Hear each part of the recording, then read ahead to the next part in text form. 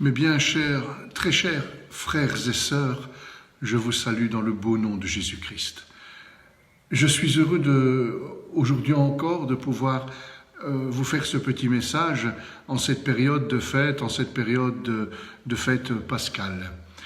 Il est vrai qu'aujourd'hui, nous sommes peut-être confinés, c'est vrai.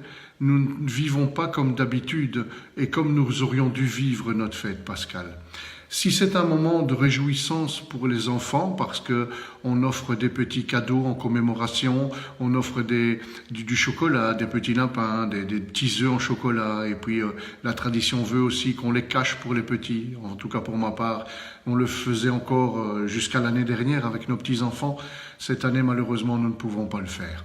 Mais n'oublions pas qu'avant tout, Pâques est une grande réjouissance pour nous chrétiens, parce que Pâques nous rappelle tout simplement et tout d'abord la rédemption. Jésus-Christ est venu sur cette terre. Dieu a envoyé son Fils unique, son Fils bien-aimé, pour venir nous sauver de l'état du péché originel, ce péché qui nous colle à la peau depuis la naissance. Eh bien, rappelons-nous que par amour, Jésus-Christ est venu souffrir à notre place. Ce péché qui nous condamnait a été cloué à la croix Golgotha, au mont du crâne. Jésus-Christ a été jusqu'au bout. Il a souffert pour chacun et chacune d'entre nous, pour qu'aujourd'hui, à Pâques, nous puissions nous réjouir et nous dire que nous avons un Sauveur. Jésus a été parfait jusqu'au bout. Comme un agneau qu'on mène à l'abattoir, nous dit la Bible, sans cri, sans pleurs, en se taisant. Oh Jésus, nous pouvons lui dire non seulement merci, mais quel Dieu, quel autre Dieu que le nôtre est venu sur cette terre. Il s'est fait homme lui-même pour venir souffrir et mourir à la place de chacun et chacune d'entre nous, à la place de ce péché qui nous condamnait. Jésus-Christ a été jusqu'au bout.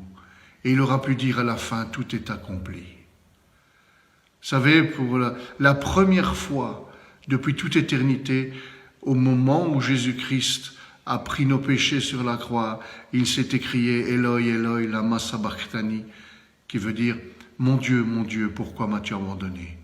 Pour la première fois depuis toute éternité, son Père s'était détourné de lui parce qu'il avait réussi sa mission qui était de terrasser le péché, qui était de devenir péché lui-même, lui qui n'avait jamais péché. Il est devenu péché afin que nous n'ayons pas à subir cela. Alors il est vrai qu'aujourd'hui c'est un peu difficile avec cette période de pandémie, ce coronavirus qui fait tant de morts.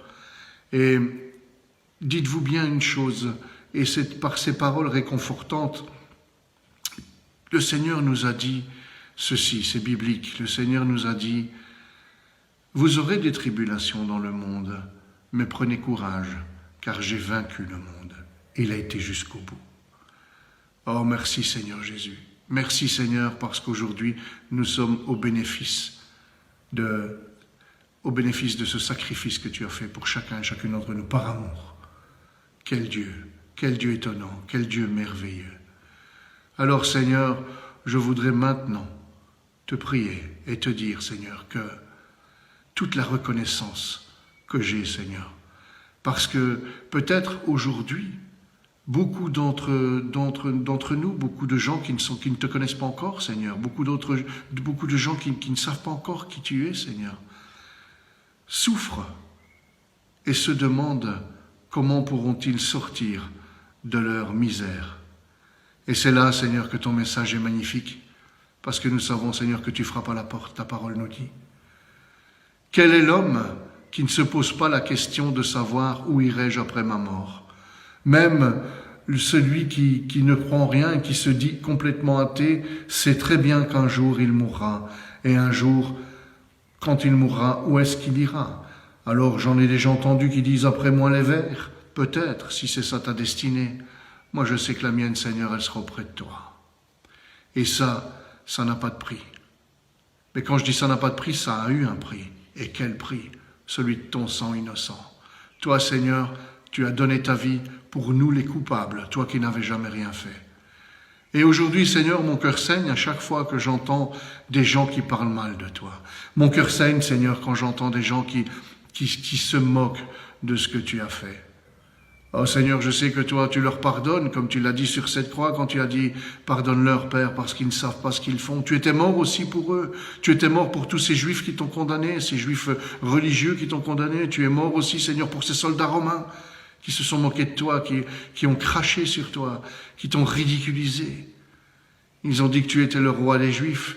Ils t'ont mis une couronne d'épines bien plantée dans ton front.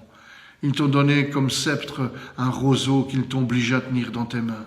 Et pour couronner le tout, ils t'ont donné peut-être une tunique qui était celle d'un soldat, puisqu'elle était rouge, on nous a dit. Une tunique rouge qui représentait la royauté, parce que tu étais le roi des Juifs. Et Seigneur, malgré cette humiliation, tu as été jusqu'au bout, parce que tu nous as tellement aimés. Alors, frères et sœurs, maintenant c'est à vous que je m'adresse, ou peut-être vous les amis qui n'êtes pas chrétiens, peut-être vous qui se moquez de nous à cause de notre religion, ou je n'aime pas trop dire religion, mais vous peut-être qui se moquez de nous parce que nous avons des croyances qui sont irrationnelles pour vous.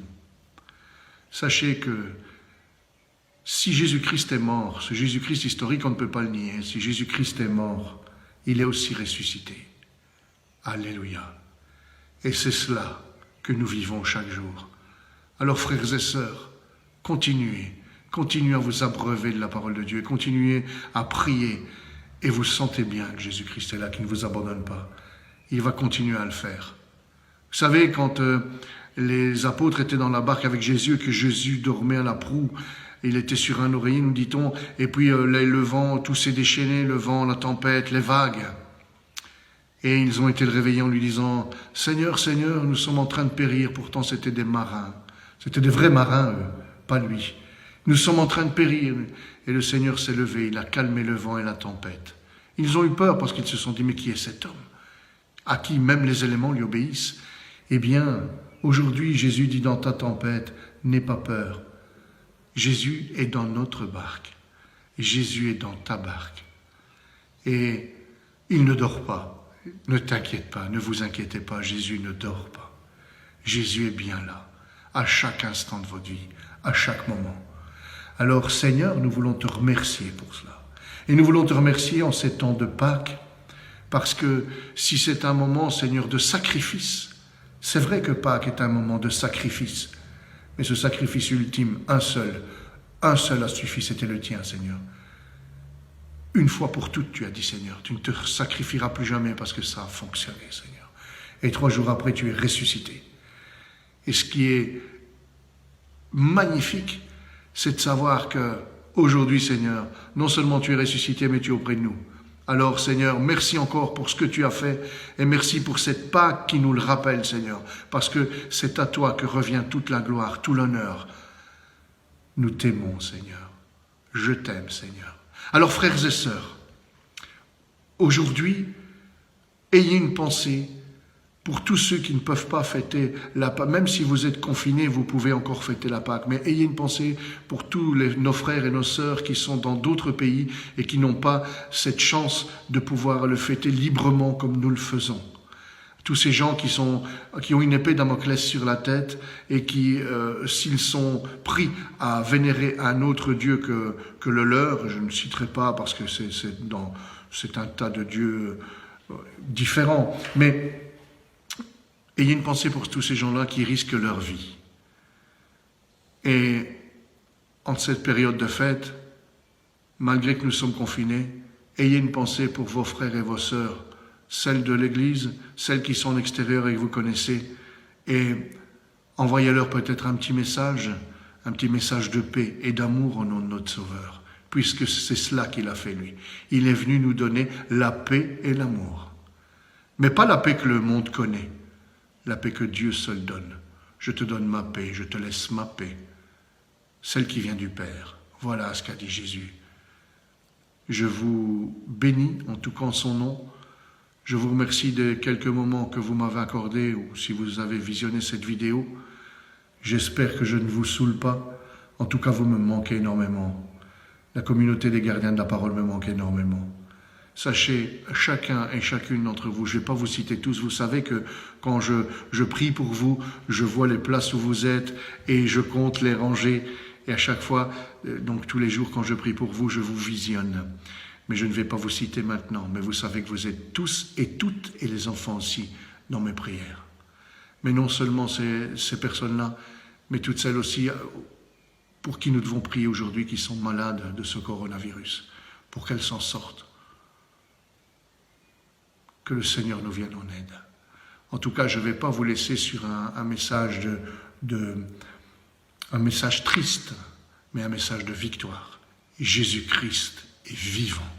Appelez-le. Si vous ne le connaissez pas encore, appelez-le. Qu'est-ce que vous risquez? Vous êtes chez vous.